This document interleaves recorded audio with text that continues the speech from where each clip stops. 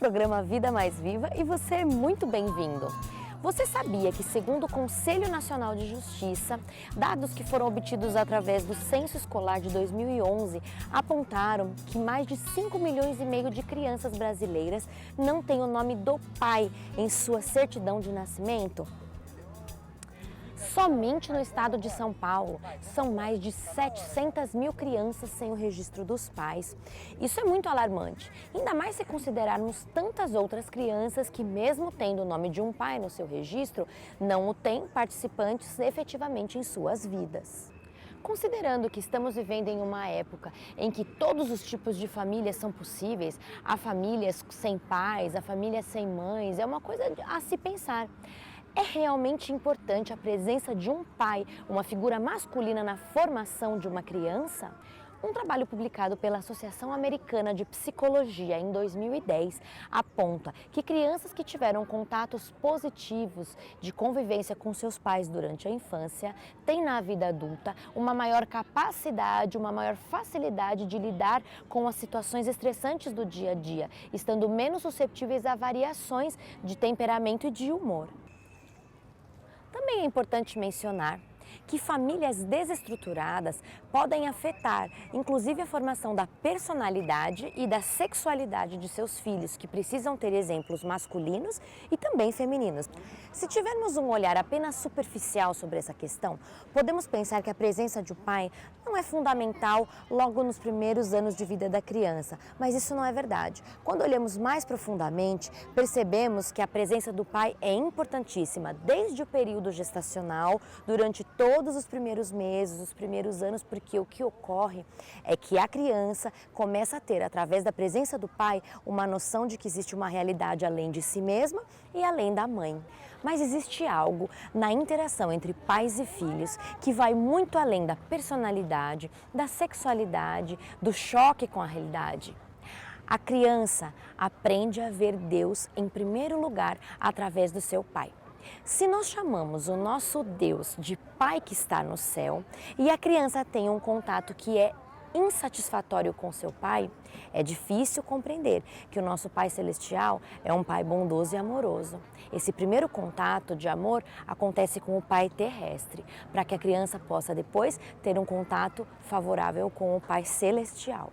E considerando que estamos comemorando essa data tão especial, o Dia dos Pais, o programa Vida Mais Viva vem prestar essa justa homenagem e dizer que estendemos as nossas orações por você, pai, que é o sacerdote colocado por Deus na família para cuidar da mãe e para cuidar dos pequenos. Convido vocês a acompanharem uma entrevista com a doutora Tércia Barbalho, que vai falar sobre a importância dos pais no primeiro ano de vida de seus pequenos. Esse é o tema do programa Vida Mais Viva, que começa agora.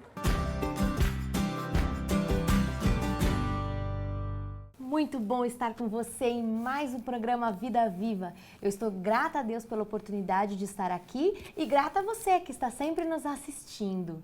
Hoje nós temos um tema interessantíssimo. Nós vamos falar sobre a importância dos pais, pai e mãe, na relação e na formação dos bebês no primeiro ano de vida.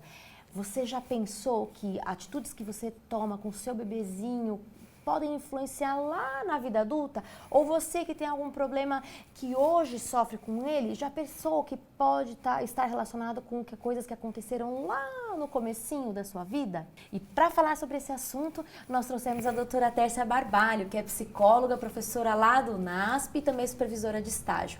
Muito bem-vinda, muito bom ter você mais uma vez aqui, doutora Tércia. Obrigada, o prazer é meu de estar aqui com vocês. Para a gente já partir aqui de saída, qual é o tamanho do problema? Para a gente entender o que pode acontecer, nós vamos do fim para o começo. O que pode acontecer quando a relação entre os pais e o bebê, ou os bebês no nosso caso, né? Os bebês no primeiro ano de vida não se dá da forma mais satisfatória. O que pode acontecer? Olha, é muito importante os primeiros contatos com esse bebê, o primeiro ano de vida, né, a relação entre a mãe e este bebê, a relação também do pai, é imprescindível a presença do pai nessa relação mãe-bebê, né? Mãe, bebê e o pai. Podem até, se isso, né, não for a contento, se houverem algumas carências, pode até incorrer, Mari, em problemas psicopatológicos dessa criança, desse adolescente e, consequentemente, na vida adulta.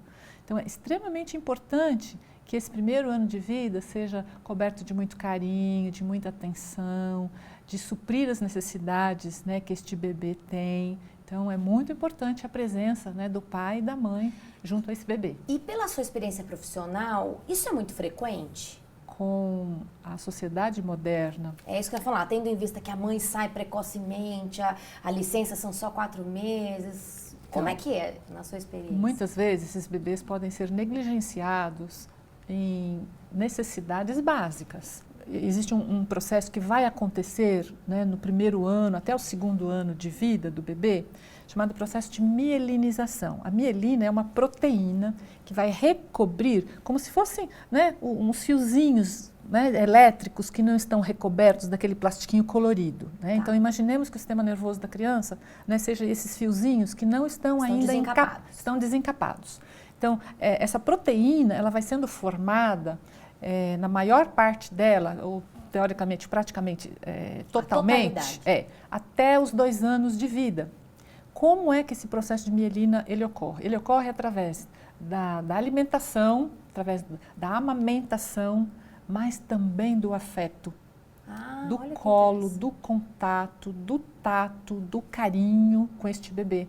Então, se de alguma maneira for possibilitado dar a esse bebê só o alimento, sem o carinho, sem o toque, sem a segurança, sem o afeto, esse processo, né, de proteína, de mielinização, ele não ocorre adequadamente. E se não ocorrer adequadamente, ele depois não vai se processar da mesma forma. Então, suponhamos que depois dessa fase o bebê tenha, né, ou reconquiste o amor, o afeto, o carinho, o alimento, não vai consertar, digamos assim, esse processo de mielinização. E o que garante isso, né, esse processo adequado? Produz capacidade de inteligência. Então, se a criança vai melhor na escola, vai bem na escola, às vezes tem a ver com esse processo adequado. A capacidade da criança fazer escolhas, tomar decisões, se desenvolver, né, afetivamente, cognitivamente, de uma maneira mais saudável, tem a ver com esse processo.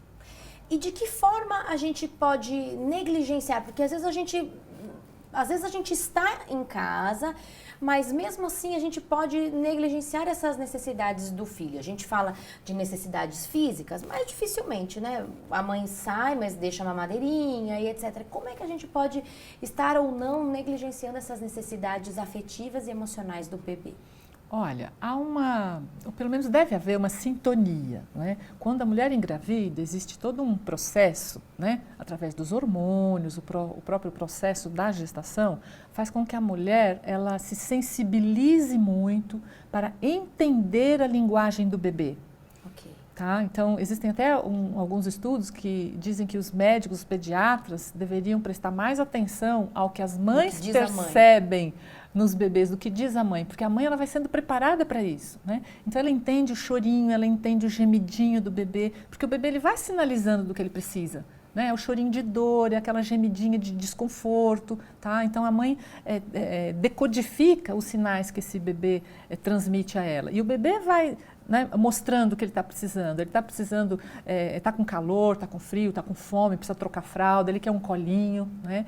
E às vezes essa linguagem, né, ou esses sinais que o bebê expressa, eles não são entendidos ou não são ouvidos. E ele fica privado. Por exemplo, a necessidade de estimulação também. É muito importante estimular o bebê, né? Em termos sonoros, mostrar sons diferentes, em termos de imagens, de cores, né? Possibilitando objetos, estímulos visuais, táteis, para esse bebê se desenvolver. Agora você foi falando de estímulos táteis, né? Eu fiquei pensando que muitas vezes, muito cedo, a gente já coloca a criança em frente à TV, em frente ao celular ou um tablet, porque isso encanta, né? A criança fica lá.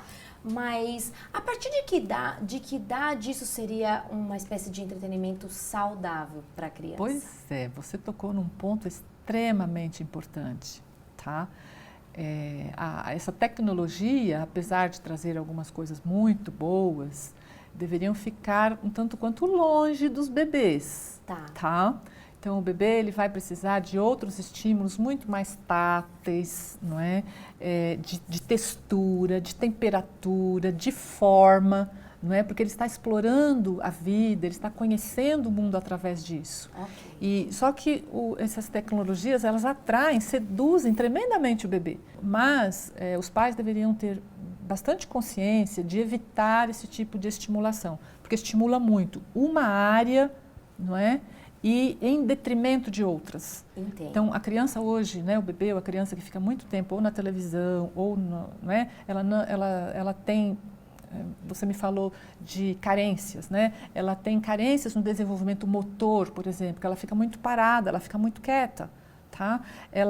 Até da postura, já existem alguns estudos sobre a postura, porque a criança quando fica em cima, né, do equipamento, ele fica nessa posição. Tá? Então, há todo um prejuízo, digamos assim, ósseo, muscular, de postura, não é?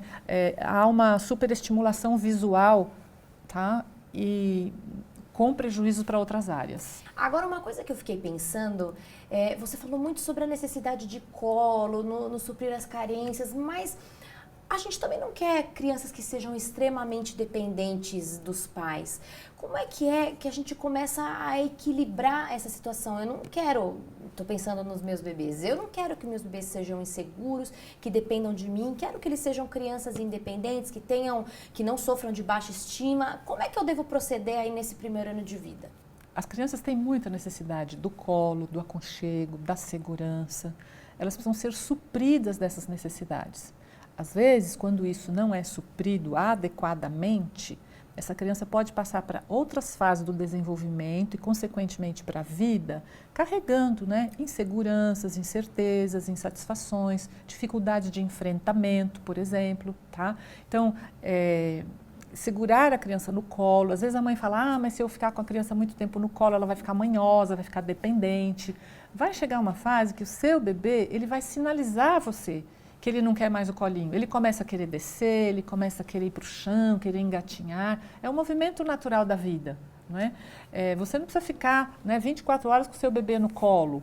Mas se você puder ficar um pouquinho mais com ele no colo, dê esse colinho, vai fazer bem a ele. Nesse momento, então... Este momento, né, esse primeiro ano de vida, é um ano ainda, né, de muita ligação, não é? Mãe e bebê, inclusive o pai. O pai também precisa ser inserido. No começo há uma simbiose. Eu ia te perguntar sobre isso mesmo. Porque o bebê e a mãe, claro, a mãe que o gestou, está muito ligada. Como é que a gente consegue inserir o pai nesse contexto? Porque ele é importante, né? Muito importante.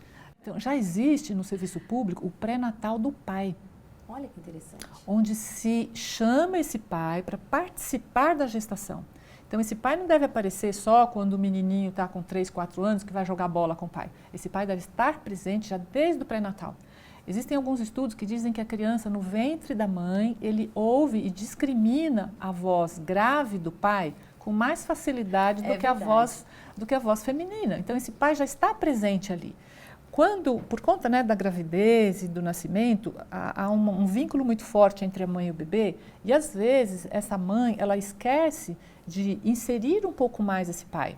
Okay. E tem uma coisa, né? Mãe, quando segura bebê, a mãe se ajeita, põe no colo. Às vezes a mãe se entorta toda, né, para segurar o bebê. O pai já não. O pai já pega de um jeito mais pai de ser, né? Pega meio assim, joga o bebê aqui, mas eles gostam. E eles começam a perceber o jeitinho da mamãe me segurar e o jeitinho do papai me segurar. Isso é importante. Às vezes algumas mães falam, não me dá aqui esse bebê porque você não sabe segurar direito. Tá?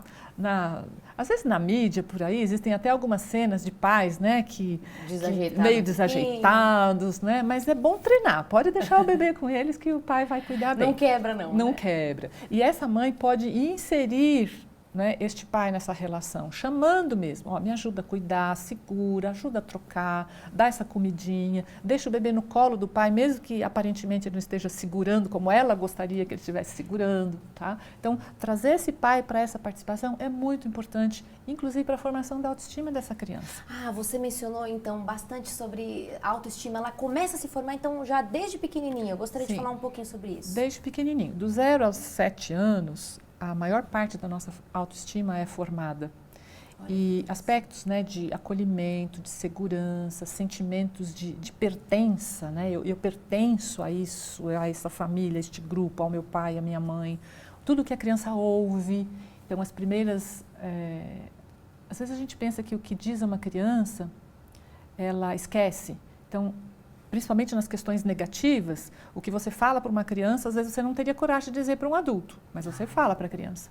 E isso deixa marcas profundas. Então, você é desajeitado, você não serve, você parece com a família do seu pai, você faz isso porque não é do meu lado. Então, isso vai criando na criança, não é? Vai impregnando a criança desse tipo de fala e ela vai acreditando. Então, do 0 aos 7 anos, a criança acredita naquilo que você diz para ela e na forma como você trata.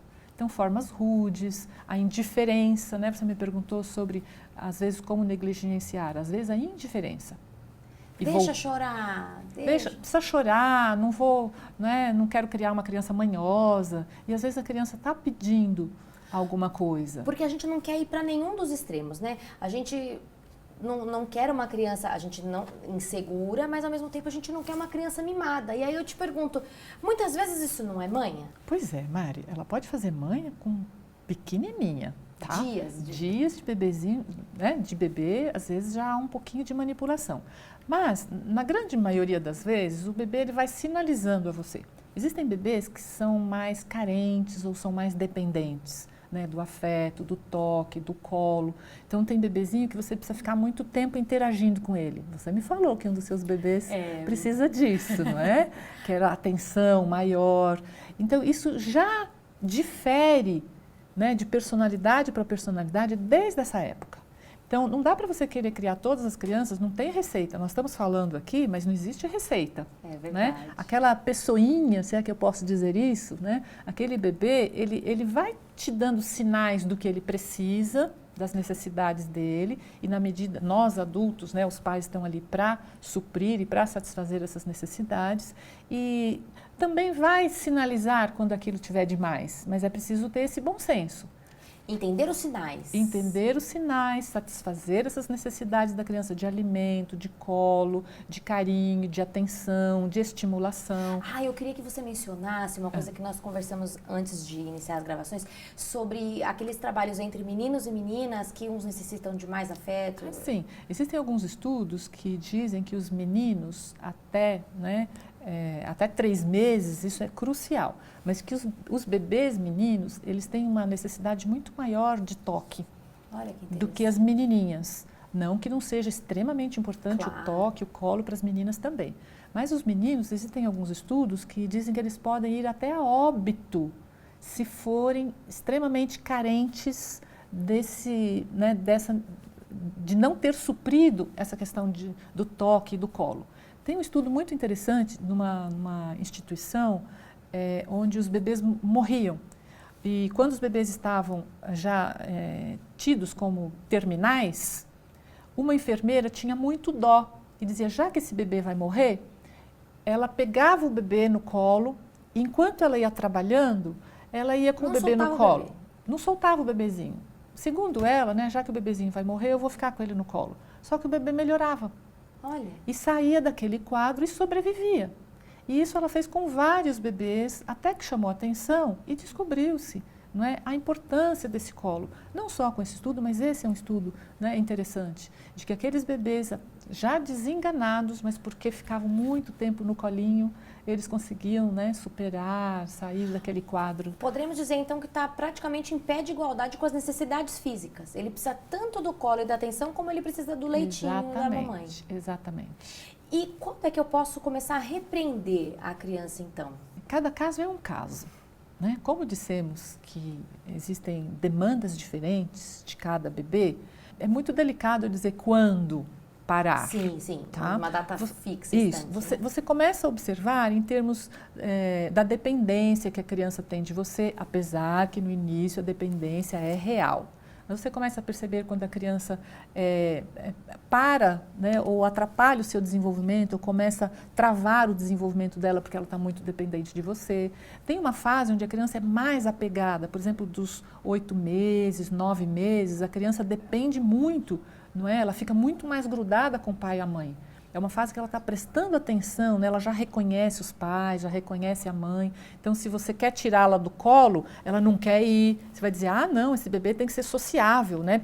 Pega do seu colo e põe no colo daquela tia que ele nunca viu na vida. Então, não é bem assim. É bem delicado dizer quando parar, mas você começa a observar se está tendo alguns prejuízos. Ok. Tá? Mas é preciso respeitar sempre a demanda dessa criança. Então, assim, a gente poderia resumir dizendo que nesse momento são duas coisas importantes. Entender os sinais. Isso. E nesse primeiro ano de vida é muito afeto, é uma ligação muito forte, próxima. muito próxima, com carinho, com toque, com estimulação, com a presença, tá? Desse cuidador. O ideal é que seria a mãe e o pai, né? Mas a gente entende que muitas vezes com a sociedade agora muito pautada pela sobrevivência das famílias, às vezes não são os pais presentes, mas que pelo menos tenham um cuidador, não é? Que este cuidador esteja presente e substituindo de certa forma as necessidades desse bebê, para que ele se desenvolva feliz, tranquilo, né? Que possa crescer saudável. Ah, é isso mesmo que a gente deseja para todas as crianças que estão chegando aí, né? Muito obrigada pela sua participação, pela sua simpatia, por todo o seu conhecimento. A gente quer receber você sempre aqui, viu? Muito obrigada mesmo. Eu que agradeço a oportunidade. Pode ser que você que está nos assistindo tenha tido algum problema na sua criação. Os pais não são perfeitos, muitas vezes falham e você às vezes carrega alguma deficiência, alguma dificuldade em decorrência de muitas coisas que aconteceram na sua vida. Mas lembre-se que você vale muito para o nosso Criador, você vale tudo a ponto dele ter vindo dar a sua vida por você e por mim, e mesmo que só existisse você nesse mundo, ainda assim ele viria. Então, você que nos assistiu, que esteve conosco e tem filhos, cuide dos seus bebezinhos com muito afeto e carinho. E você que já cresceu, mas também muitas vezes tem dificuldades de afeto, que se lembre, o nosso Criador te ama com um amor eterno. Eu gostaria também de deixar para você uma dica de conversar conosco, nossas sugestões. Se você tem sugestões de tema, sugestões de pauta, acesse aqui está aparecendo para você as nossas redes sociais, converse conosco, nós queremos muito ouvir você. Obrigada pela sua presença, pela sua companhia. O Vida Viva espera você a semana que vem. Tchau, tchau.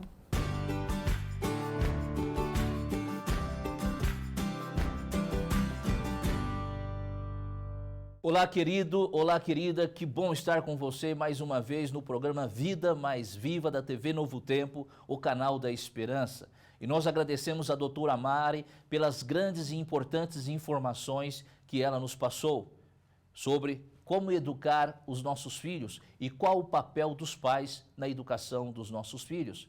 E você sabe que é muito difícil educar os nossos filhos nesta sociedade, uma sociedade que não existe mais uma verdade absoluta. O relativismo tomou conta dessa sociedade. Mas como nós vamos educar se não existe mais o certo e se não existe mais o errado? O que ensinar aos nossos filhos? A palavra de Deus nos traz uma mensagem de esperança para uma educação cristã. E nós vamos abrir a palavra de Deus neste momento em Provérbios capítulo 22, o versículo 6. E veja o que está escrito na palavra do Senhor. A Bíblia nos diz: ensina a criança no caminho em que deve andar, e ainda quando for velho, não se desviará dele. O que a Bíblia está nos dizendo? A Bíblia nos retrata duas situações aqui. Primeiro, a criança e depois o velho. A Bíblia está falando de um tempo, de criança ao velho. Ensinar uma criança no caminho de Deus, o caminho que deve andar, significa para toda a vida. Não se desviará dele. Isto é de grande importância na educação dos pais aos seus filhos. É de extrema importância que os pais tenham esta convicção na vida. Educar um filho é educar nos caminhos de Deus. Educar um filho é educar dentro da ética cristã.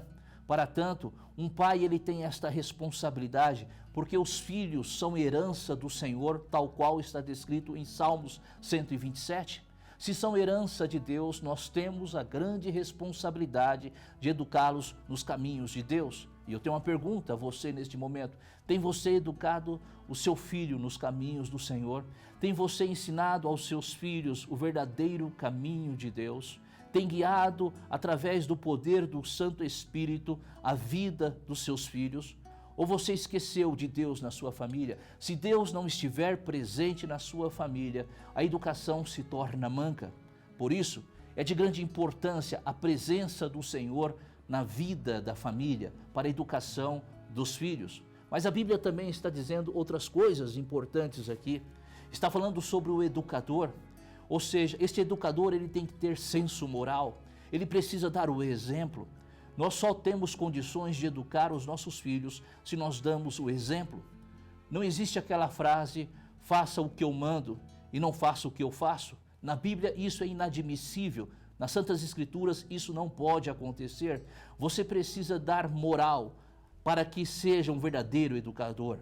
Para tanto, o exemplo é fundamental na sua vida. E eu pergunto a você, mais uma vez, tem sido você um exemplo para os seus filhos? Como é que seu filho te vê? Como a sua filha lhe vê? Será que tem observado você como um verdadeiro pai, uma verdadeira mãe? Por isso, é de extrema importância que na educação dos filhos, você não somente reflita a respeito deles, mas faça uma reflexão a respeito de você, a respeito da sua vida. O que você precisa mudar, o que você precisa melhorar para educar o seu filho nos caminhos de Deus. Não adianta você tentar ensinar aos seus filhos sobre educação, sobre uma educação cristã, se você não vive Jesus Cristo na sua vida. Não adianta você ensinar os seus filhos nos caminhos verdadeiros para a fé, e não somente para a fé, mas para que seja um baluarte na sociedade, se você não tem sido isso na sua vida. Para tanto, esta responsabilidade é de grande importância para o seu ser. Por isso, querido, pense nisso, observe isso na sua vida. Eu desejo que Deus abençoe você na educação dos seus filhos e que Deus ilumine e dê a sabedoria para que os seus filhos cresçam diante do Senhor em alegria. Meu querido, nos encontramos na próxima semana no programa Vida Mais Viva. Um grande abraço e até a próxima.